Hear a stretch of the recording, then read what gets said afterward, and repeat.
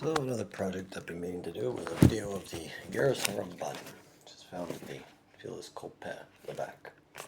Got the Ashkenaz one, I assume it's also in the Sfarad one. It's 2 pages. I'm pretty sure I can translate every word, so I'm going to try. And I might read today's portion of Chok afterwards, I don't know. Shma b'nei musar avicho al titosh Torah simecho. And the first thing that comes to mind is my father says get a therapist and get a job. My mother says stay from. So listen, my son, to the guidance of your father. And don't throw away the Torah of your mother.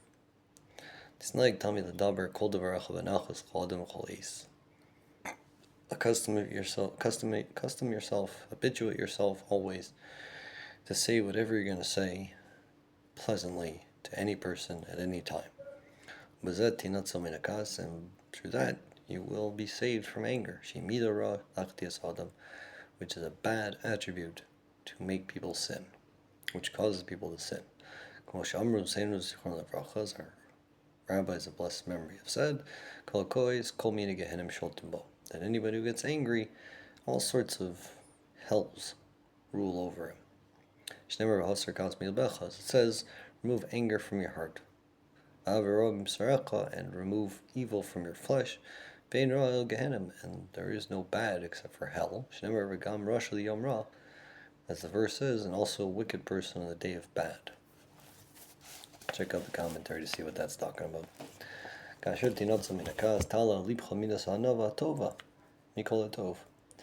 And when you get saved from anger, it will rise into your heart the attribute of humility, which is the best of all the best.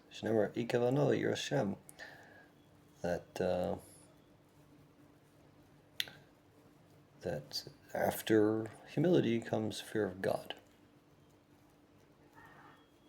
Or maybe it's the other way around. Maybe through fear of God comes humility. I don't know.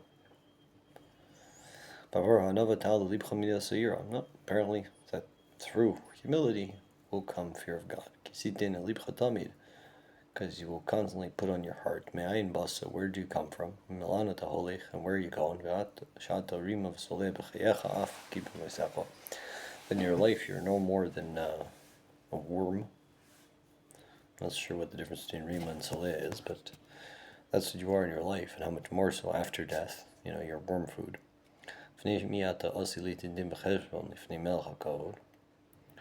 And who are you eventually destined to give an accounting to before the honorable King, God? As the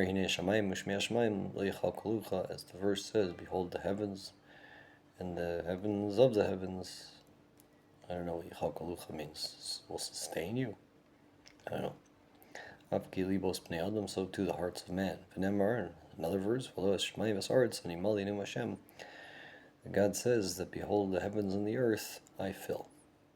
When you meditate on these, you will fear from your Creator, you will distance yourself from sin, you'll guard yourself from sin. And from these attributes you will come to happiness in your portion that's coming to you.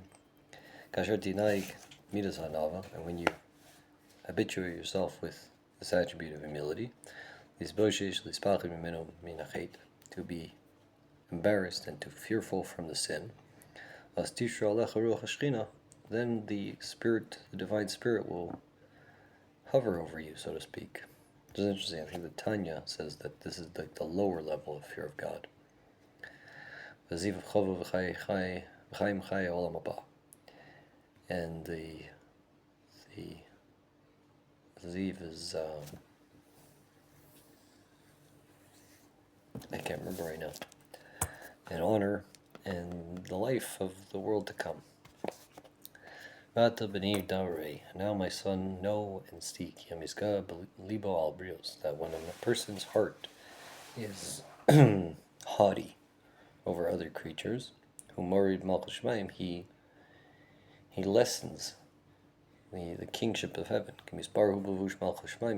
because he encloses himself, so to speak, or he aggrandizes himself with the clothing, so to speak, of the kingship of heaven may be blessed.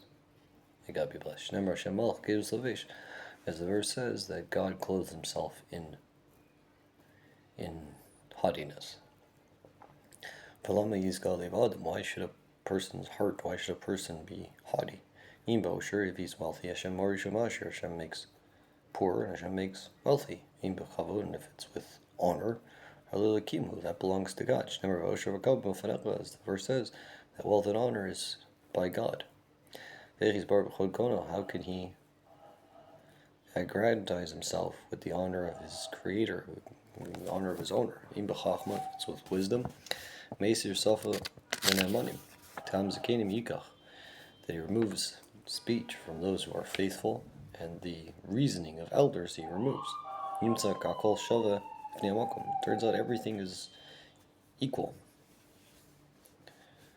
In front of God,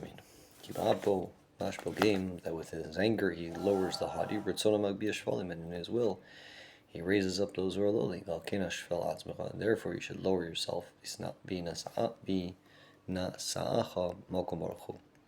Make yourself lowly, and God will raise you up. Therefore I'm going to explain to you how to habituate yourself with this attribute of humility, to go in it always. All your words should be said calmly. And your head should be bowed. And your eyes should look down to the ground. And your heart should be above. It's interesting because in some self-help stuff it talks about you should actually have your eyes looking up, that it'll make you feel better. But here it's saying that in terms of humility you should have your eyes to the ground. But you should have your heart sort of, your internal spectrum should be towards God, towards up. And you shouldn't look people dead on when you talk to them, which is also anti-self-help, because you want to make eye contact when you're talking with somebody. So it's a little bit confusing. And each person should be greater than you in your eyes. If he's wealthy, if he's wise, you have to honor him. And if he's poor, and you're wealthier than him, or you're smarter than him, then you should have it in your mind that you are more guilty than him and he is more innocent. Right? A person who has more means is more obligated to put that to good use. That if he sins, he is doing it sort of by accident.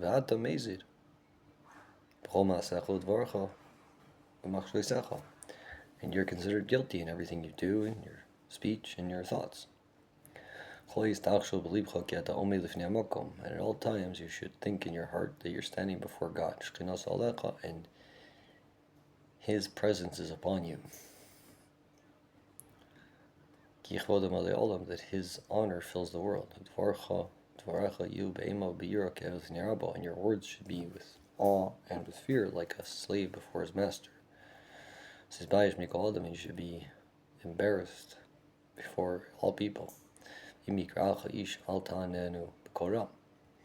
a person answers you, shouldn't answer him with a loud voice. Rather with pleasantness, like a person who stands before his master, the Holy One, blessed be he. And you should constantly, regularly read in the Torah, whatever you're able to keep. When you get up from a book, you should seek out, is there something that you learned that you're able to fulfill? And you should investigate your actions. Talmid bavokar erev, even morning and evening, and this you will always spend your life in tshuva. And you should remove everything from your heart during prayer. You should prepare your heart in front of God. And think about whatever you're going to say before it exits your mouth. And so you should do all the days of your life with everything and not sin. And that way all your actions will be upright or correct. And your prayer will be pure and clear and clean and intentional and acceptable or accepted before God. As it says, prepare your heart and pay attention with your ears. You should read this letter once a week. Not less. In order to fulfill it. To follow its instructions, or follow always after God's instructions. In order to succeed in all your ways, and to merit to the afterlife, which is hidden away for the righteous. And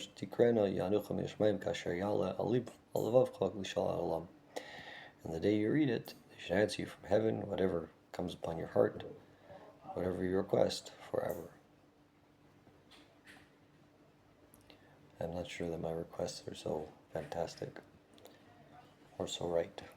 Hopefully whatever I want, God will find a good means of them coming out. Like many people bless that that God should fulfill the desires of your heart for good, for the good. Not just whatever you want, but that it should be for the good. And with that, I'm finished reading the Agert Ramba. That is from Moshe ben Nachmanides, as opposed to from Moshe ben Maimonides. Have yourself a pleasant rest of whatever it is. Morning, day, afternoon, night, month, week. Peace out.